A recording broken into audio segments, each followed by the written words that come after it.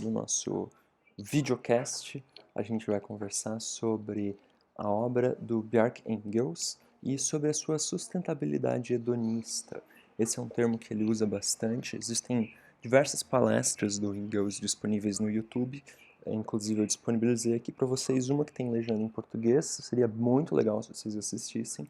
Mas ele tem uma outra que fala exatamente sobre o que ele chama dessa sustentabilidade hedonista e como que ele vê a aplicação disso na prática dos projetos.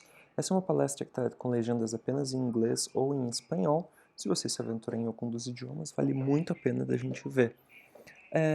De maneira geral, o que a obra do Engels se propõe é a tentar olhar para a realidade contemporânea, tentar olhar para o contexto em que a gente se insere de uma maneira extremamente otimista. Um otimismo assim que chega até a ser um pouco incomum. Porque quando ele olha para os desafios que a gente precisa lidar com a arquitetura hoje, ele tenta encontrar respostas que sejam ao mesmo tempo lúdicas, ou seja, divertidas, práticas, ou seja, funcionais, e acessíveis, ou seja, para o máximo de pessoas possível, tentando atender o máximo de necessidades. E é extremamente interessante a gente perceber como que ele vai fazer isso a partir, por exemplo, desse projeto para para esse conjunto de apartamentos em Copenhague. A cidade de Copenhague é uma cidade extremamente plana, como a gente consegue observar nessa paisagem, uma cidade muito plana, não existem montanhas, não existe relevo, não existe terreno com topografia acidentada, é uma cidade próxima ao mar. E o Bjarke Ingels, ele então vai construir esse conjunto habitacional que tem que se ter junto um conjunto de estacionamentos. O programa dos incorporadores previa, então, uma torre de estacionamentos e uma torre de apartamentos. E o que ele vai fazer é justamente tentar encontrar uma resposta que seja sustentável e que seja divertida, que seja agradável, que traga prazer às pessoas, que busque efetivamente melhorar a qualidade de vida dos usuários. Ou seja, é sustentável e visa o prazer, ou é hedonista.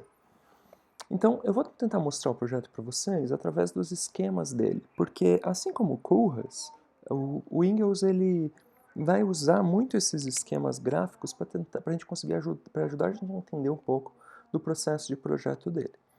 Esse projeto é muito interessante porque ele acontece exatamente ao lado do prédio onde o próprio Ingels mora. Não sei se ele ainda mora aqui, mas na época, em 2008, ele morava nesse prédio, que era um prédio que ele tinha projetado, ele tinha construído. E aí ele vai então receber o contrato para projetar o prédio no terreno vizinho. E a ideia era que existisse um prédio de apartamentos e um prédio de estacionamentos.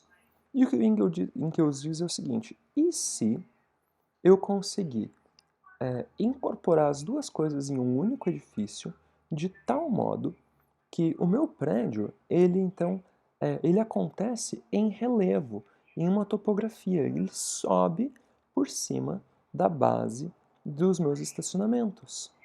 E aí, dessa maneira, eu consigo possibilitar que cada um dos meus apartamentos tenha uma certa individualidade.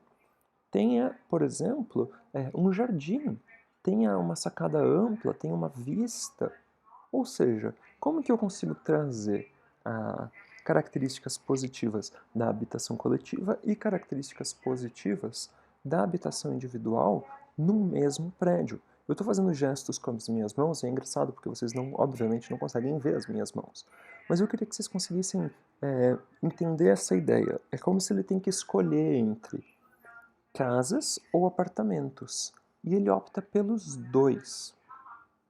E aí, na conformação dessa forma aqui, ele inclusive brinca, ele abaixa o prédio de tal forma que ele não bloqueia a vista do apartamento dele, né? Então ele consegue continuar tendo uma vista interessante da cidade, porque o prédio sobe conforme ele se afasta desse edifício pré-existente.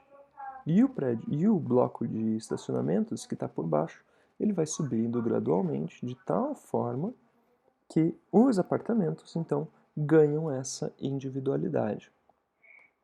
Ou seja, voltando na foto que a gente tinha originalmente, aqui embaixo a gente tem o bloco de estacionamentos e aqui as unidades residenciais, cada uma delas com esse jardim individual. Porque cada uma delas está acontecendo num andar diferente e elas conseguem, com isso, ter privacidade em relação aos vizinhos. E aí, como fica o estacionamento nesse caso? Ele se diverte. Ele faz um prédio de estacionamentos que seja o mais lúdico possível. Ó, aqui estão algumas das rampas, né? Então a gente percebe como esse prédio vai subindo, vai subindo, vai subindo, acompanhando o ritmo dos, dos apartamentos que estão em cima. E aí ele cria esses diversos andares de estacionamento na parte de baixo, otimizando então esses dois espaços diferentes, cada um para um uso próprio. E aí eu acho muito legal porque ele brinca, ele se diverte com isso. Porque olha só o que ele faz. Bem, então se eu criei uma montanha artificial, nas chapas metálicas que ele vai usar para vedação desse bloco de estacionamento, que funciona como uma montanha artificial, ele plota, ele pinta um desenho de uma montanha. É quase como se ele estivesse dizendo pra gente assim: eu estou me divertindo, eu estou tentando encontrar uma forma de projetar arquitetura, estou experimentando um método que não é simplesmente atender a necessidades práticas, mas eu também quero me divertir nesse processo. Por que eu não posso ter os apartamentos com cara de casa, cada um com o seu quintal, com um estacionamento que dá essas alturas e o estacionamento que é uma montanha e pintado de montanha? Eu acho assim um nível de humor extremamente interessante que ele usa nesse prédio. Assim, é uma brincadeira muito legal que ele faz aqui e que aparece, por exemplo, para a gente através dessa planta. Essa é uma planta de um andar intermediário em que a gente consegue ver lá o primeiro, o segundo, o terceiro e aqui o quarto pavimento com os apartamentos. Então, cada um dos apartamentos tem o seu jardim privado, tem uma área de instalações, é claro, né? Eu tenho as rampas de estacionamento ali para trás. Ele vai usar como meio de circulação vertical escadas rolantes, iguais aquelas do shopping, porque aqui um elevador vertical não faria tanto sentido, né? Porque a circulação acontece de maneira inclinada. Então ele usa essa circulação inclinada para conseguir atender os diferentes andares e criar essas individualidades. Aqui um outro exemplo do projeto do Engels é esse prédio na Via West 57 em Nova York. Então está na rua número 57, do lado oeste da ilha de Manhattan, muito próximo àquele conjunto que a gente já tinha visto da Diller Scofidio. E aqui, o que ele se propõe a fazer é, novamente, tentar incorporar o que tem de positivo no arranha-céu, a altura, o marco na paisagem urbana, e o que tinha de positivo naquelas quadras tradicionais. Por exemplo, aquelas quadras que o Haussmann propôs, aquelas quadras da Barcelona do Cerdà, em que você tinha esse pátio interno aqui. E ele mescla as duas coisas.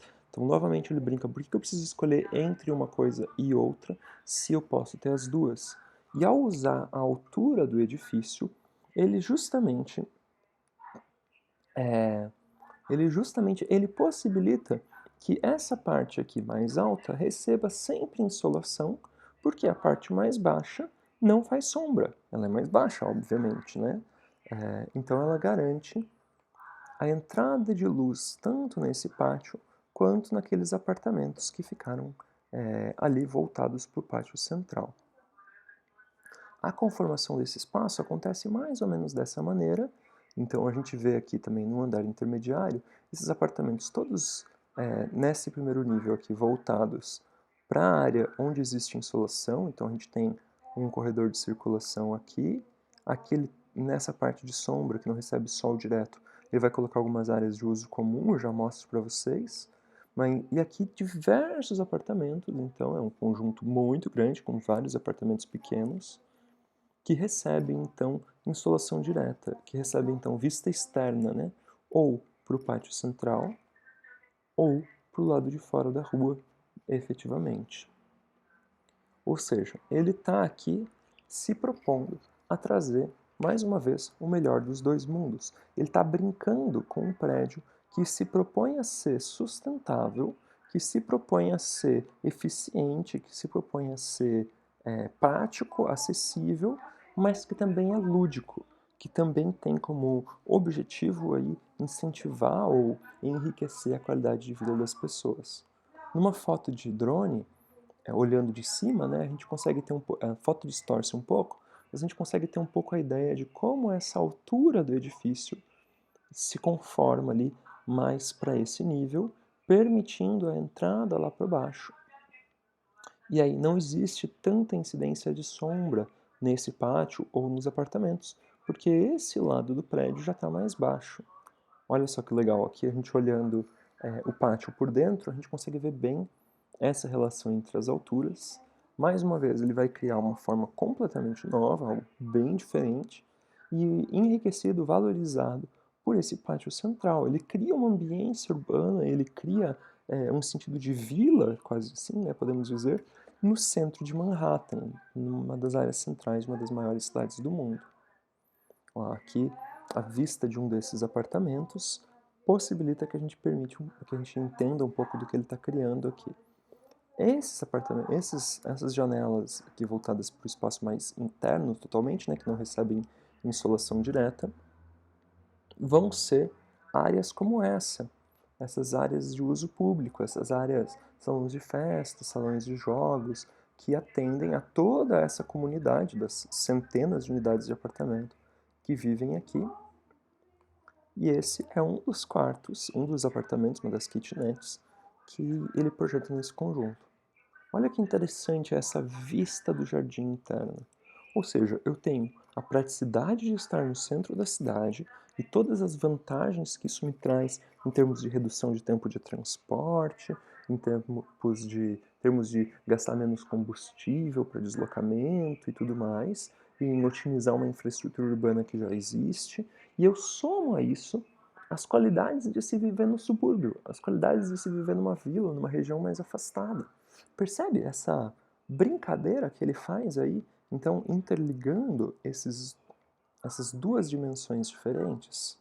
Aqui um corte, só para a gente conseguir visualizar um pouco mais, esse é um corte da fachada de frente para o rio Hudson, né? Justamente a vista que a gente tinha visto na primeira foto, entendendo um pouquinho da conformação desse espaço, mas eu quero chamar a atenção para vocês dessa frase do Engels. Yes is more. Ou seja, ele está brincando com aquela frase lá do Mies van der Rohe, do less is more, ou seja, menos é mais. E aqui ele está dizendo, não, sim é mais. Não é como Robert Venturi que vai dizer, você tem que colocar o máximo de informações possível, ou como os minimalistas vão dizer, não, tem que diminuir o que precisa. O Engels ele vai dizer, ué, por que eu não posso somar? Por que eu preciso escolher entre uma coisa e outra? Por que eu não posso tentar ter na minha arquitetura? Por que eu não posso experimentar na minha arquitetura ter um pouco daquilo que funciona de melhor em todas as coisas a que eu tenho acesso? E por isso que ele vai então ser reconhecido como com essa sustentabilidade hedonista, com essa proposta de uma arquitetura que seja divertida, que seja inusitada e que enriqueça a qualidade de vida das pessoas. Beleza? Se vocês tiverem alguma dúvida, por favor, entrem em contato, estou à disposição.